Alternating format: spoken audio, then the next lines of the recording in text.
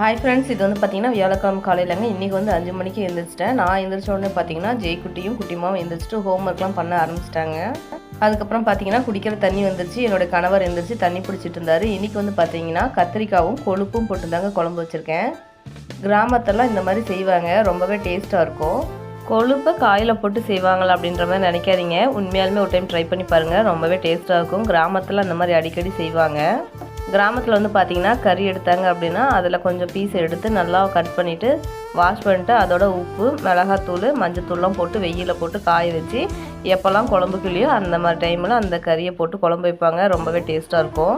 Deep மார்ட் போயிட்டு வந்தப்போ இந்த மாதிரி ஹூக் வாங்கிட்டு வந்திருந்தாங்க.